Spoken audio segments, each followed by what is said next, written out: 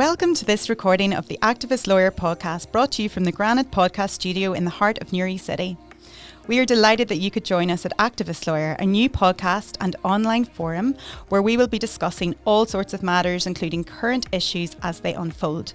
We'll be engaging not only with lawyers, but people who are committed to highlighting and combating injustices and inequalities. We will bring you our thoughts and invite you to share yours. We'll be looking for contributors to our blog at www.activistlawyer.com. We've Jessica here. How's the campaign been going, Jessica, around the hashtag Choose to Challenge? Great, yes. We're posting out as many as we can. Everyone's so good, taking the photo out with them. I'm trying to convince my boyfriend to stand with me. Haven't got around to it just yet, but I'll hopefully convince him this weekend. But yes, everyone's still submitting and we're still posting, so keep them coming. And we're having great feedback from all our guests so far. So yeah, we're going good. We're going good. So these are the little signposts that we have with various people can write their own phrases, and we have some made up, and you can contact us for one if you want, with the hashtag Choose to Challenge, and take a photo of your organisation, you yourself, your family, whatever it is, just to support International Women's Day and to let us know how you are going to adapt your Choose to Challenge for this month.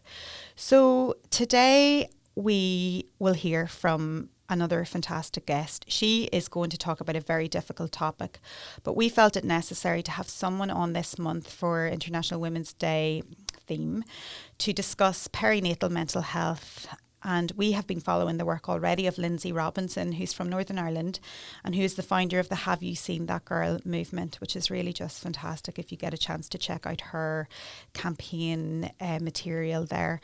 Lindsay not only shared her lived experience to raise awareness about perinatal mental health and postnatal depression, but she campaigned for change and she was successful. So she will tell us all about that. She made a huge impact, and although we have had lawyers on the show talking about their fantastic work in implementing, real change within health, for example, education, fantastic work going on, it's important to remember that often this work is backed up and based on the work by grassroots activists, survivors and campaigners like Lindsay. And Lindsay made me think of my journey as a mother, and while I was never brave enough like she was to publicly share my struggles as a new mum or a mum to two children, others like her have encouraged me, and I suppose friends and colleagues of mine, to really open up, feel less isolated, and most importantly to seek help where it's needed. And that message really comes across in today's recording. So Lindsay really bravely shares her story, and we hope you enjoy this as part of our International Women's Day theme. Thank you for listening. Enjoy.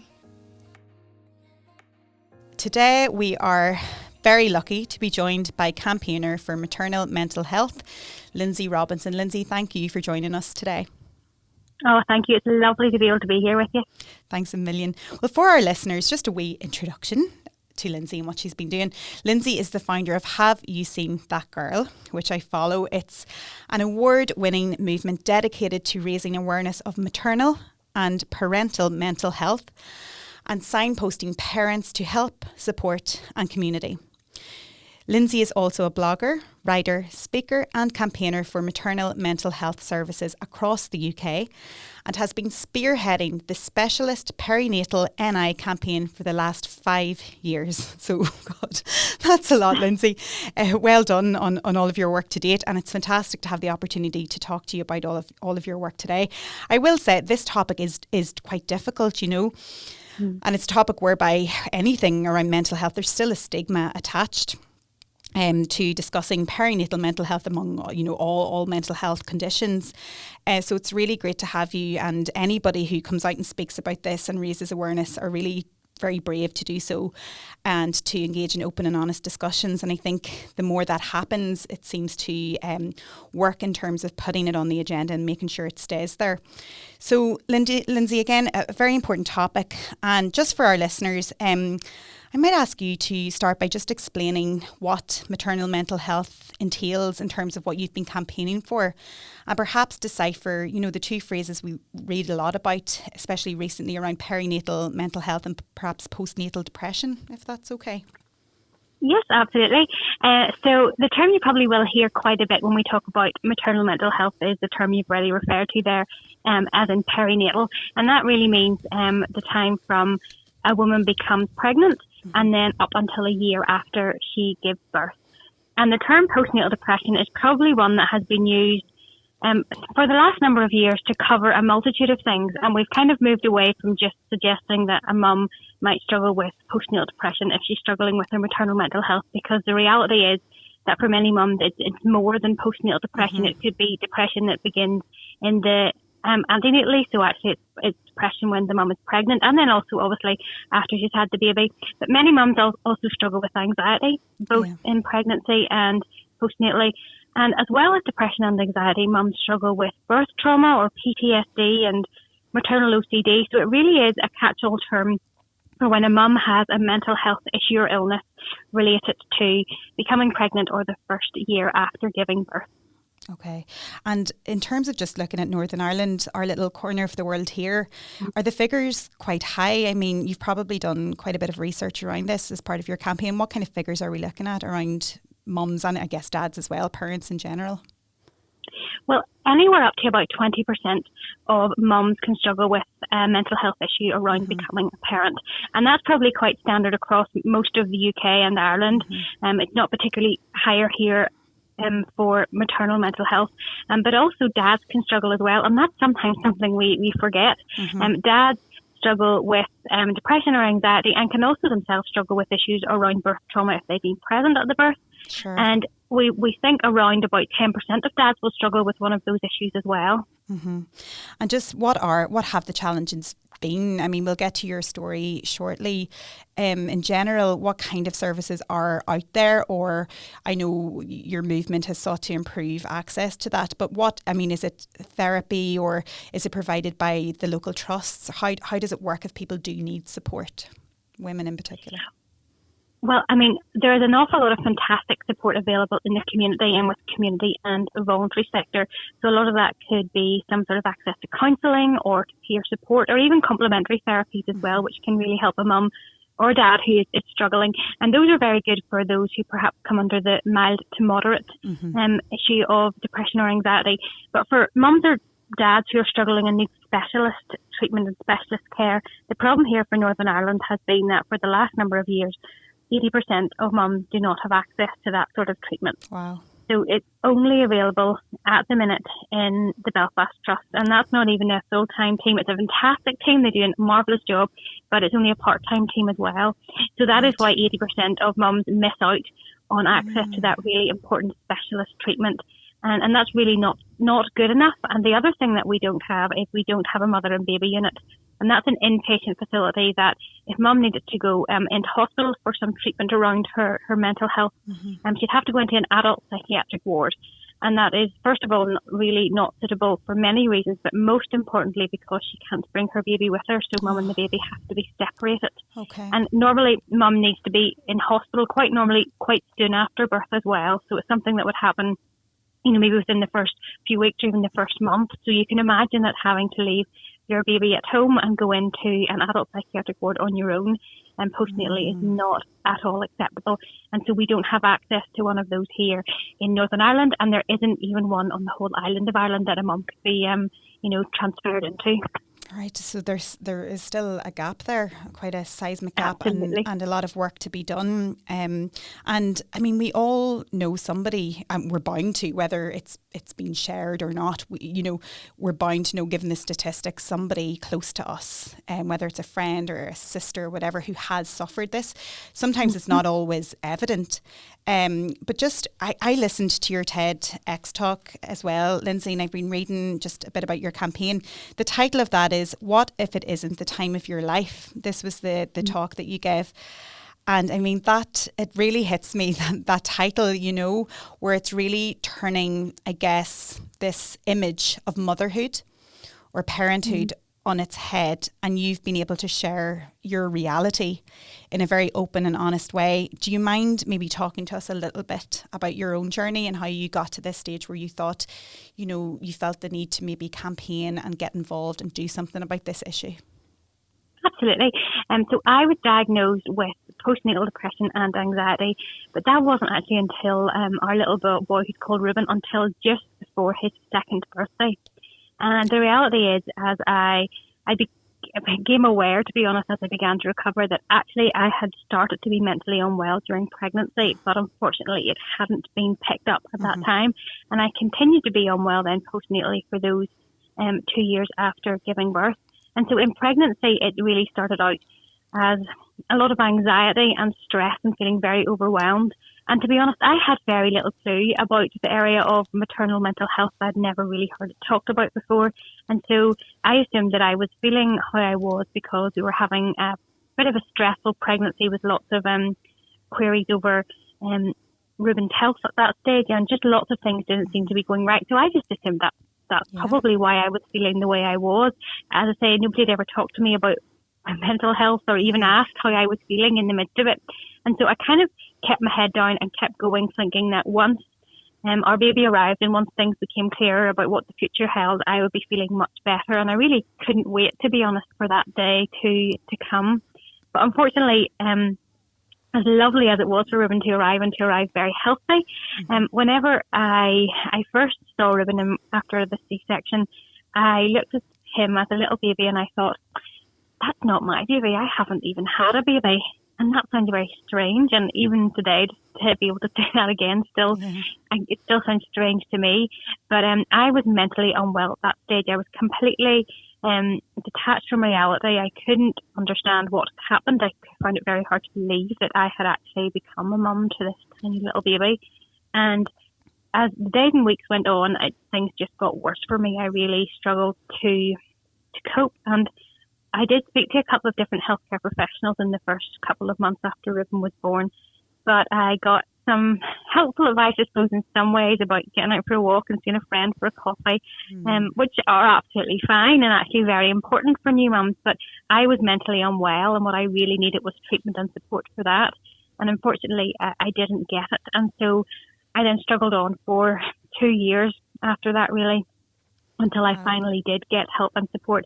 And I became, through that whole season, very unwell. So struggled to leave the house. I struggled to eat or sleep. I really wanted to give up on life altogether. Things were very dark and very at times dangerous and difficult for us, until I finally did get the help and support, which was medication for both depression and anxiety, and then some psychological therapy and treatment. Wow. So it did take that long to diagnose. And you've spoken as well about the mum gene, and that's a really great way to describe it. It must have had such an impact on you when we think of all these expectations on new mothers and women, that you kind of feel, well, I'm just not feeling that and I'm not getting there. So that in itself can only serve to add to the anxiety that you're already feeling, Yeah, absolutely. So because I didn't get that help that I really needed and deserved whenever I spoke to those healthcare professionals, I suppose I reasoned to myself that not every mum must feel the way I do, because I would have heard of it before now. Yeah. And so what I then told myself was, well, Lindsay, this is somehow your fault. You've either done something wrong or you've missed the mum gene, which means that you aren't experiencing this the way that you imagined or the way the movies show you or the books tell you about. And suppose then I carried that real feeling of guilt and secrecy and shame and blame, that somehow that how I was really deeply struggling was my fault. And I suppose that fueled the silence after those first 2 appointments for a long time, and meant that I didn't know even where to look at that stage, even to meet other mums or to find support. But it meant that I definitely wasn't willing to, because I assumed this was something that I had done. That is so difficult. It's so hard. But listening to your story, and I was really, I guess, excited to speak to you today, but I've been mulling it over for a few days now, just in advance of our recording, about my own situation, not to bring it back to me, but it really is that pressure that you feel, especially as a new parent, a first time mum, where you've just mentioned there about, this image in the media, and then maybe using excuses as well as a reason for your feelings. So I'm just hormonal, or this is normal because I'm losing sleep, and I'm obviously going to feel like this because I'm tired. But really, it's 1 or 2 or 3 steps beyond that. It's it's much more serious than that. It's having that help and support to be able to distinguish between I guess what they call baby blues, and this type of exhaustion associated with maybe feeling that little level of anxiety or depression, to something more serious than that. And it's very easy for mums to brush it off, I think, and come up with excuses for it, which isn't their fault. It's, and as you said, that guilt feeling then, and then maybe that acting as a barrier to seeking support and seeking help. So how do we get over that? Or, I mean, you're doing a fantastic job yourself, and awareness is the word that we're using. But how do we make women aware of the services and maybe encourage them to understand what's happening to them? Or is it something that service providers and experts need to kind of push a little bit more? I think there's lots that all of us can actually do, no matter who we are, to raise awareness. So one of the lovely things has been through Have We Seen That Girl over these last 5 years is that well over 100 mums have shared their story of becoming a parent. And for some of them, for all of them, that has looked very different. But actually, other mums have been able to click in and read them, particularly if it's written by a friend. So they're really keen to read what their friend has written. Yeah. And all of that helps to raise awareness, or maybe that aha or light bulb moment when somebody thinks, oh, goodness, yes, that mirrors my experience. And so that is very powerful, that lived experience. People really are experts. And I think it's really important that we do give time and space for mums to share their stories and share their experiences with others. Yeah. But of course there is a responsibility, even for society, and how we talk about motherhood. And like we've already said, not to reflect it as something that's always perfect and always beautiful, and if it's not going well then you're doing it wrong, sort of thing. The idea that actually some days are really hard, some days are really long, and actually while some of that is quite normal to feel like that as a parent, if you are struggling more than you're not struggling, then actually it's important to ask for help. It's more than okay to ask for help. It's really important to ask for help. And then yes, of course, like you already mentioned, it is really important that our healthcare providers are really clued in to be asking a mum about her mental health and well-being, to be watching a mum for her mental health and well-being. And I don't mean that in a strange way, but just knowing to look for cues I know to see how a mum is doing. Yeah, it just reminds me of the first, so I had a baby, my first child, back in 2013. And I remember the health visitor lingering on for a little bit longer, and maybe she'd take me, if there was someone else in the house, and she'd take me aside separately and just do this little check. Are you okay, I should say. And I was almost offended by this at the time, thinking, am I acting strange, or is there something going wrong here that she keeps asking me this? And it's only looking back now, what she was saying was somebody on absolute adrenaline who was having this need to, first baby who was born premature is traumatic in itself. It was a complete surprise. And, you're worried about the health of that child and all the rest. But suddenly I am operating at 90 miles an hour on adrenaline. The house is spotless. The hair's done. The makeup's done. I'm dressed, and I'm thinking, what are people talking about? This is, this whole stress about having a baby. And this went on for weeks and weeks. There were people calling over, offering help. Do you need help? Why don't you go and have a wee rest and we'll look after the baby? No, why don't you sit down and have some cake and tea? And I probably made the cake myself. And then it all hit. It all came tumbling down. And it was the exhaustion coupled with everything else, and a fear, and then complete depression and anxiety. And this went on, and I'm only thinking now when I speak to you, I do remember the health visitor, she must have noticed something, or there were cues there that there was something not right. And it wasn't me putting a mask on or trying to be someone else. That is genuinely how I felt. I was living off this adrenaline, but something had to give. And it went from bad to worse, and it spiraled out of control then. But it's just listening to your story, and nobody would know that. I wouldn't have discussed it at that time. And it only is coming around to baby number 2 where you start to think, okay, nothing is a walk in the park. This is not easy, but you're prepared a little bit more mentally. I did get help, but like you, it wasn't until about 2 years later that I was actually in receipt of professional help at that time.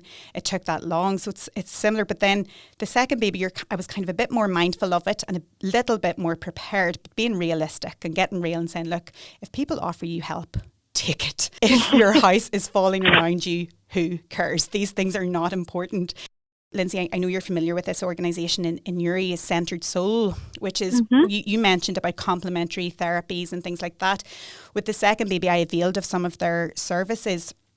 And I remember on a Friday night going, for this mindful guided meditation and literally passing out asleep where they'd have to wake me up because I was in this state of complete relaxation. The first baby, I would never have considered that. I would have turned my nose up at that kind of thing and thought, no, just get on with it, But it's really important to be aware of those services and also the counselling, the very specific tailored counselling that's there for mums. Again, some of it's funded, some of it's part funded, and some of it you can pay for.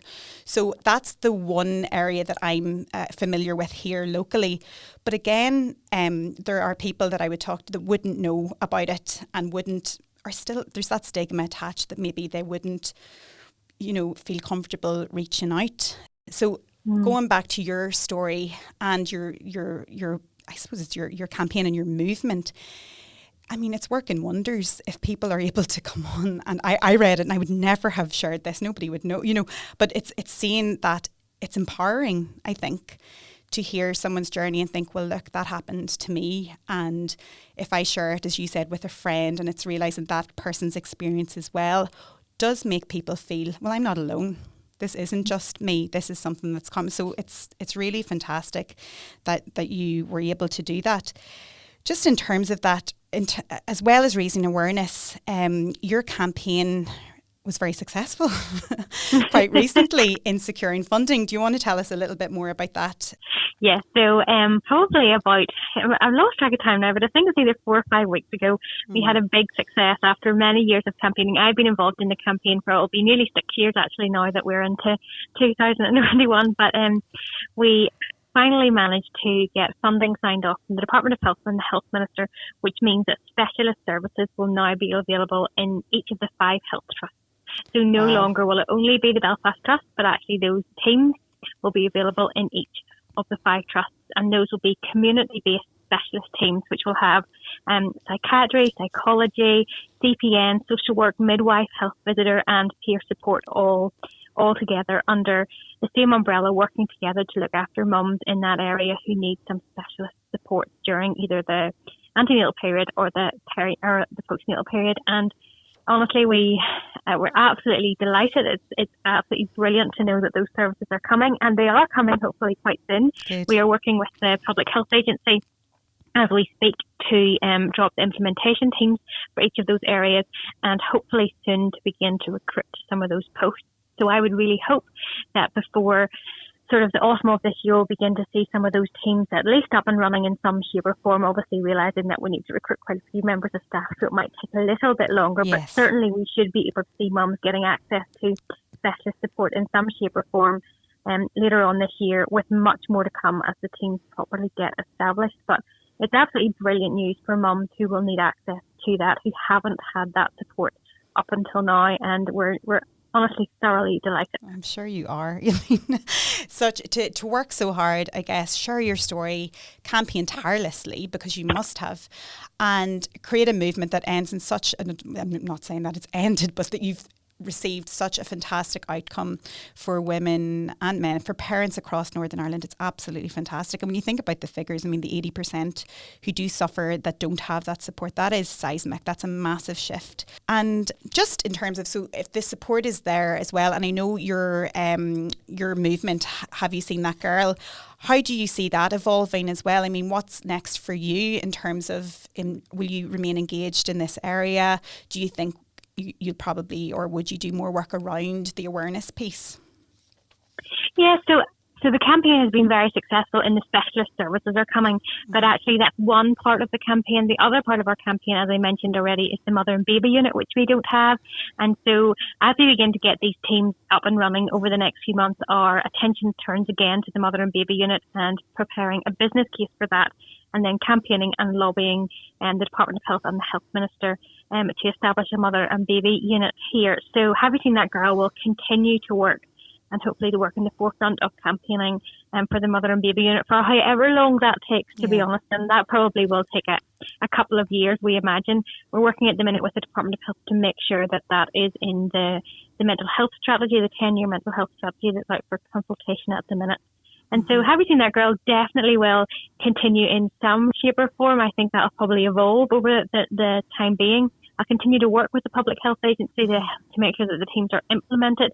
And I think I probably always, if I can, just use my voice. My story might be quite old now, but I'll continue to use my voice as much as I can to advocate for parents, particularly in the perinatal period, to make sure that they get the help that they need. Fantastic. And even for people reading up on your campaign and some of the materials and resources you have there, I mean, what it's already done is help to start to break down the stigma, you know, remove the barriers and to encourage honest conversations. And I've seen that happening just with people who are familiar with your work, you know, and other people who are active. It's so important to start that way, to have honest and open conversations, to help change people's perceptions and to recognise the reality out there for parents, and that it isn't all a walk in the park like I initially thought that it might be, and tried to maybe live up to that expectation a little bit the first time around. And I'm really keen to see how everything evolves and to see where you go next with your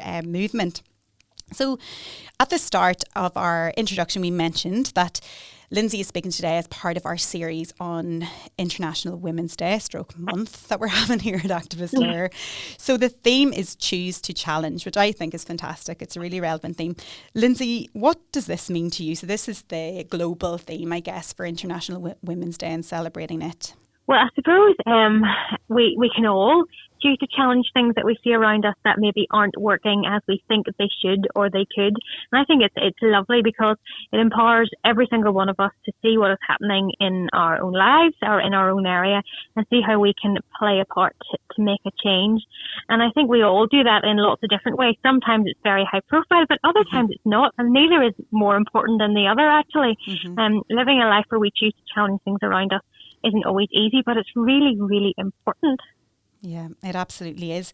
And just on a personal level, as somebody who did push the barriers and really, you know, you opened up, took a stand, how has that felt on a personal level? Have you found it rewarding in the sense that it's something you've enjoyed doing? I guess I know it was talking about a very difficult issue, but is there any way that, I mean, somebody listening, you know, how would you inspire them to go on a similar journey? Well, yes, I mean, obviously a few weeks ago, as the invitation came in to meet with the health minister and he was about to make this announcement, it was absolutely lovely, and I cried and danced that whole day, probably the whole week after it, to be honest, and that was a lovely celebratory moment. But the reality is, campaigning can be long at times and it can be hard, and particularly if you campaign from any sort of lived experience or something that has touched your life, it can be difficult. And I'll say that over the 5 years involved in it, I had great moments and I also had moments where I questioned whether I should keep going. And I think the one really important thing I learned in those moments where everything seemed too hard was, I think there's that familiar saying, when that happens, learn to rest, not to quit. And so what I realised was actually maybe I just need to take a week to take a step back and not tell my story and not go to meetings and just take a bit of a time to gather my head and my thoughts.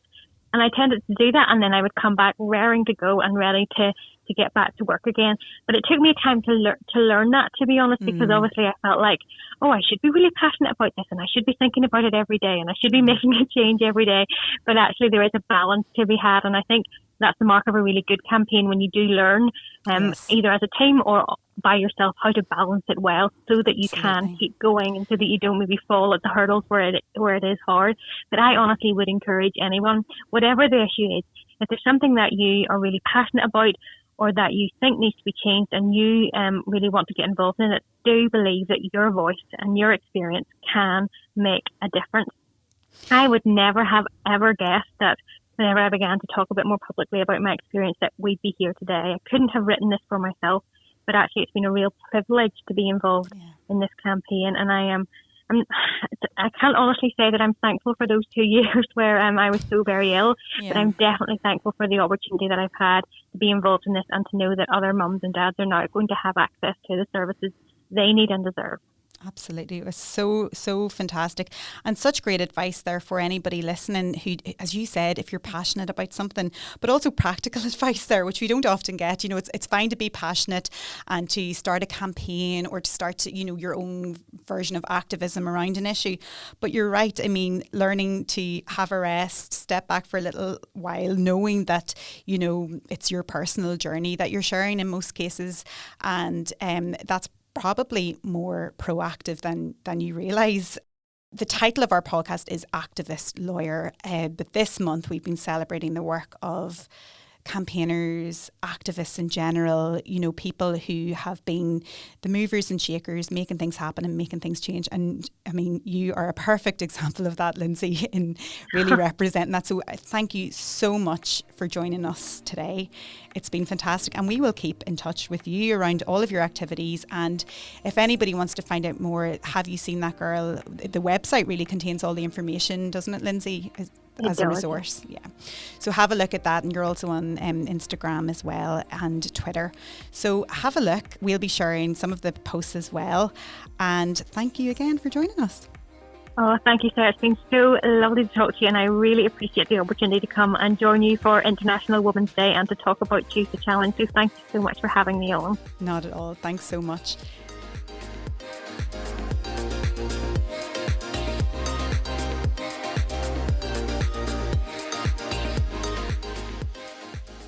This podcast was recorded in Granite Podcast Studio. Interested in starting up your own podcast but don't know how? Granite Podcast Studio can help. Record your podcast in our state-of-the-art studio, which is based in the heart of Newry City. Our studio has cutting-edge and user-friendly technology and can seat up to 4 people. We also provide an editing service, where our team using your guidance and editing notes to provide you with a flawless finished product, leaving your listeners wanting more. For more information on how you can get started, visit www.granitepodcaststudio.com.